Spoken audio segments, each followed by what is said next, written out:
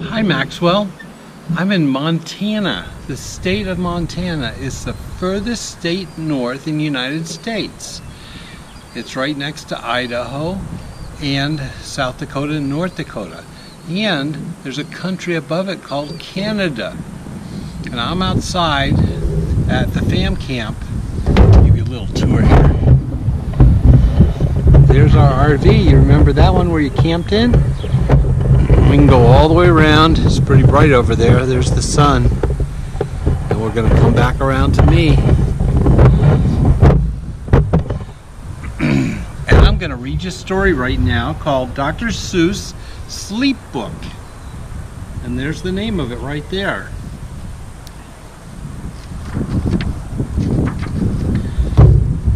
The news just came in from the county of Kleck that a very small bug by the name of Van Vleck is yawning so wide you can look down his neck. This may not seem very important, I know, but it is, so I'm bothering telling you so.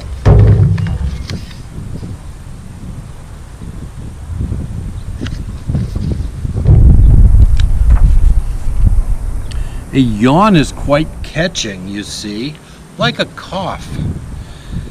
It takes just one yawn to start others' yawns off. Now the news has come in that some friends of Van Vleck's are yawning so wide that you can look down their necks. At this moment, right now, under 7 more noses, great yawns are in blossom. They're blooming like roses. Oh my, they're all yawning.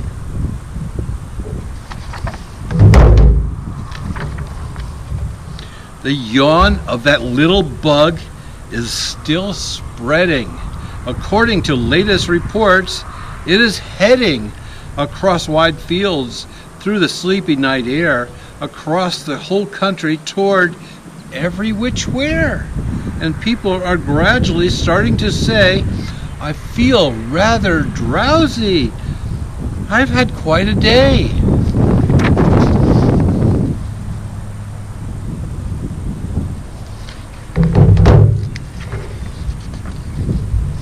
Creatures are starting to think about rest. 2 biffer brown birds are now building their nest. They do it each night. I wonder how they do this big job without making a blunder. But that is their problem, not yours and not mine. The point is, they're going to bed, and that's fine.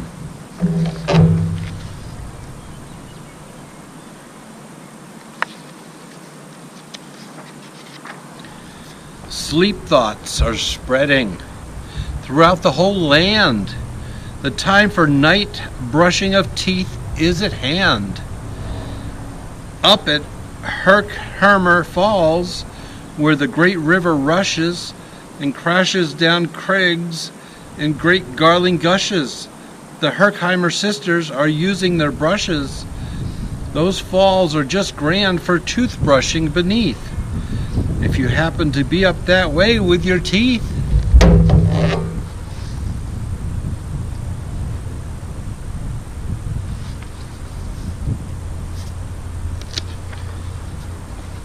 The news just came in from Castle of Crump that the lights are all out and the drawbridge is up. And the old drawbridge drawer just said with a yawn, my drawbridge is drawn and it's going to stay drawn till the milkman delivers the milk about dawn. I'm going to bed now, so nobody better come around with a special delivery letter.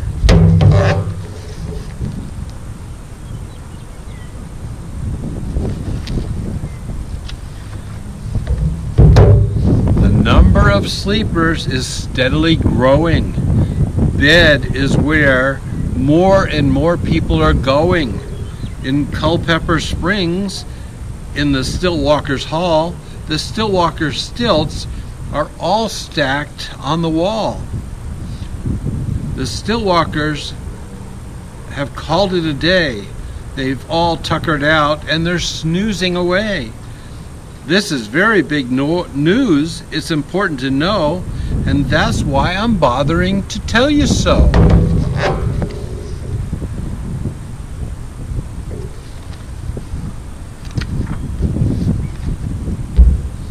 Way out in the west, in the town of Merced, the Hinklehorn Honking Club just went to bed. Every horn has been quietly hung on a hook for the night in its own private Hinklehorn nook. All this long happy day they've been hunking about. The little Hinklehorn hunkers have hunked themselves out, but they'll wake up quite fresh in the morning, and then they'll start right in Hinklehorn hunking again.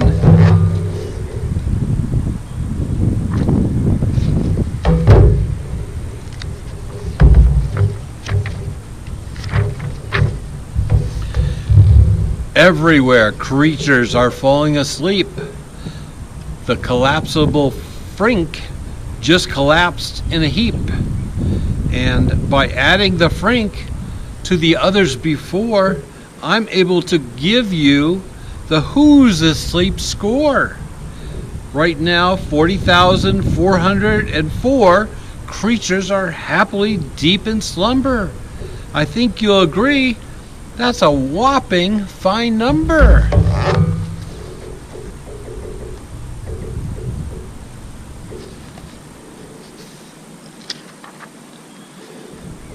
Counting up sleepers. Just how do we do it? Really quite simple. There's nothing much to it. We find out how many, we learn the amount, and an audio tally count. On the mountain halfway between Reno and Rome, we have a machine in a plexiglass dome, which listens and looks into everybody's home. And whenever it sees a new sleeper go flop, it jingles and lets the bangle ball drop.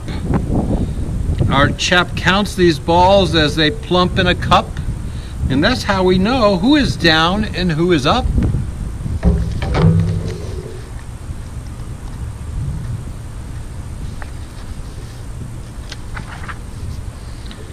Do you talk in your sleep? It's a wonderful sport. And I have some news of this sport to report. The world champion sleep talkers Joe and Mo Redzoff have just gone to sleep, and they're talking their heads off. For 55 years now, each chattered brother has babbled and gabbled all night to each other. They've talked about laws and they've talked about gauze. They talked about paws and they talked about flaws. They've talked quite a lot about old Santa Claus. And the reason I'm telling you this is because you should take up this sport. It's just fine for the jaws.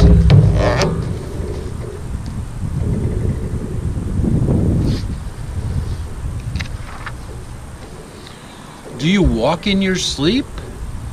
I just had to report of some interesting news of this popular sport. Near Finnegan Fen, there's a sleepwalking group which not only walks, but it walks ollie-hoop. Every night they go miles. Why, they walk to such length, they have to keep eating just to keep up their strength. So every so often, one puts down his hoop, starts hooping, stops hooping, and does some quick snooping for soup. That's why they're known as Hoop Soup Snoop Group.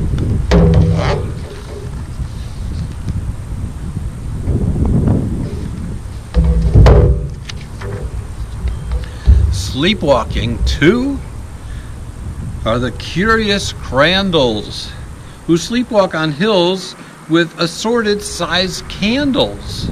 The Crandalls walk nightly in slumbering peace, in spite of slight burns from the hot dripping grease. The Crandalls wear candles because they walk far, and if they wake up, they want to see where they are.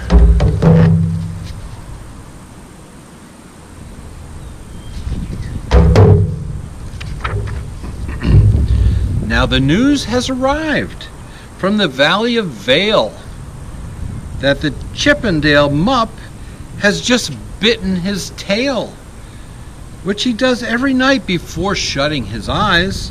Such nipping sounds silly, but really it's wise. He has no alarm clock, so this is the way to make sure that he'll wake at the right time each day. His tail is so long, he won't feel any pain till the nip makes the trip and gets up to his brain.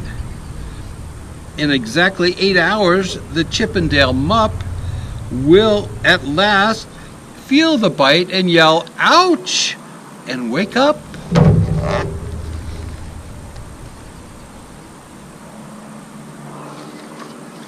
He's got a long tail, Max. A Mr. and Mrs. J. Carmichael Krause have just gone to bed in the town of Fort Knox. And they, by the way, have the finest of clocks. I'm not at all sure that I quite understand just how the thing works with that one extra hand. But I do know this clock does one very slick trick. It doesn't tick-tock. How it goes is tock-tick. With those ticks in its talker and its tocks in its ticker, it saves a lot of time and the sleepers sleep quicker.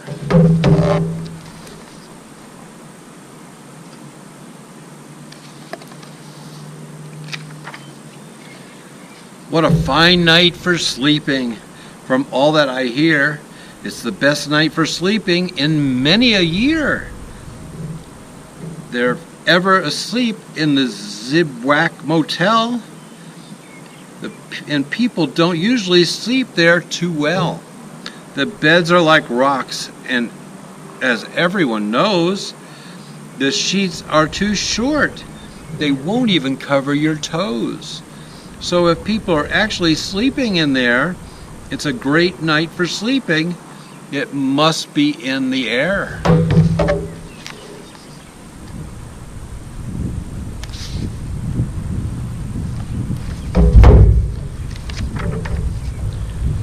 It's a great night for snores.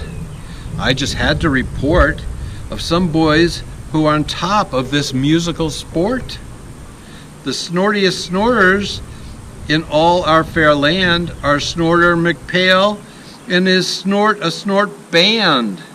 The band can snort Dixie in Old Swanee River so loud it would make 4 elephants shiver.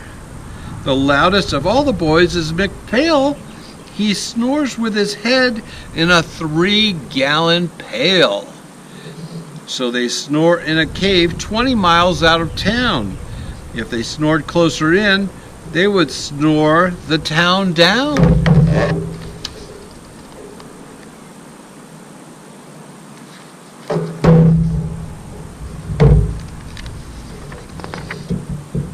Do you know who's asleep? Out in Funa Laguna, 2 very nice Funa Laguna baboona. We've added them into our Who's Asleep count, which has grown to a really amazing amount. Exactly 8,808,000 creatures are sleeping now. Isn't that great?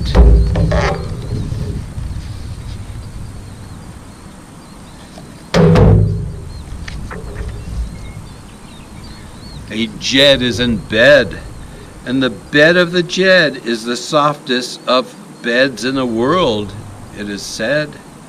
He makes it from pom-poms. He grows on his head. And he's sleeping right now on the softest of fluff, completely exhausted from growing that stuff.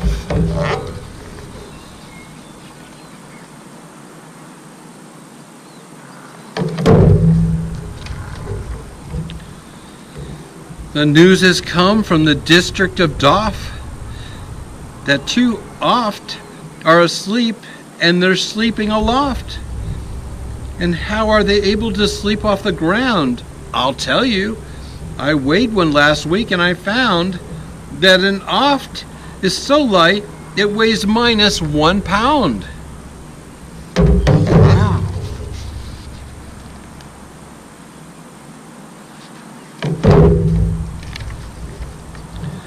A moose is asleep. He is dreaming of moose drinks. A goose is asleep. He is dreaming of goose drinks. That's well and good when a moose dreams of moose juice, and nothing goes wrong when a goose dreams of goose juice. But it isn't too good when a moose and a goose start dreaming they're drinking each other's juice. Moose juice, not goose juice, is juice for a moose, and goose juice, not moose goose juice, is good for a goose. So when a goose gets a mouthful of juices of mooses, and a moose gets a mouthful of juices of gooses, they always fall out of their bed screaming screams. So I'm warning you now, never drink in your dreams.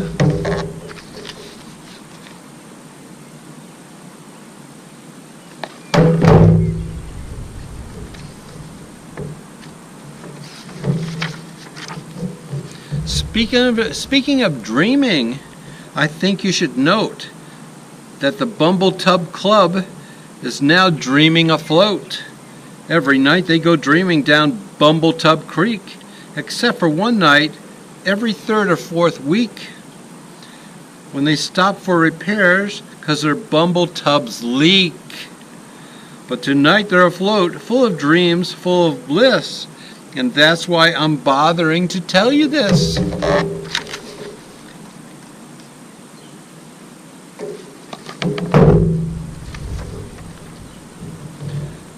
At the fork in the road, in the Vale of Valvode, 5-foot weary salesmen have laid down their load. All day they've raced around in the heat at top speeds, unsuccessfully trying to sell Ziggerzoff seeds, which nobody wants because nobody needs. Tomorrow will come, they'll go back to their chore, they'll start on the road Ziggerzoofing once more. But tonight they've forgotten their feet are so sore. And that's what a wonderful time is for.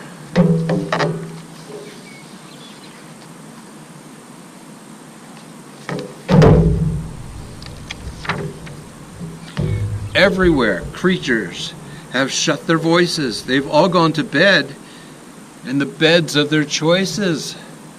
They're sleeping in bushes. They're sleeping in crannies. Some on their stomachs and some on their fannies. They're peacefully sleeping in comfortable holes. Some even on soft-turfed barbershop poles. The number of sleeping is now past the millions. The numbers of sleepers is now in the billions.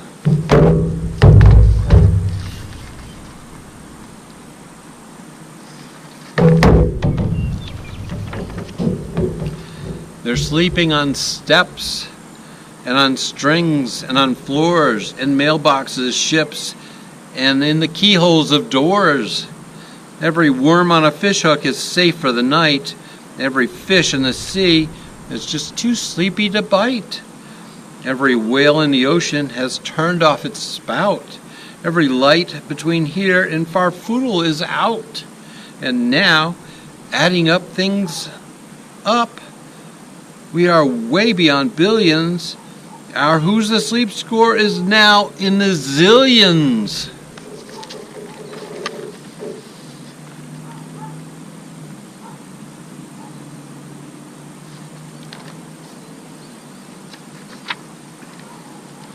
$99,900,000,000,002 creatures are sleeping. So, how about you?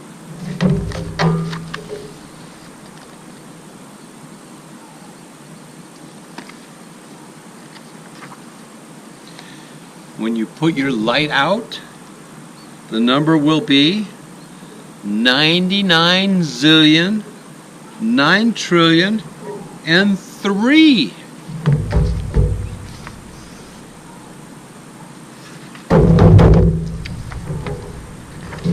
Good night, Max. That's the end of the story. I hope you liked it. You'll probably be listening to this one when you're probably 3 or 4 years old. Goodbye now. Sleep tight. I love you. From Montana. Bye-bye.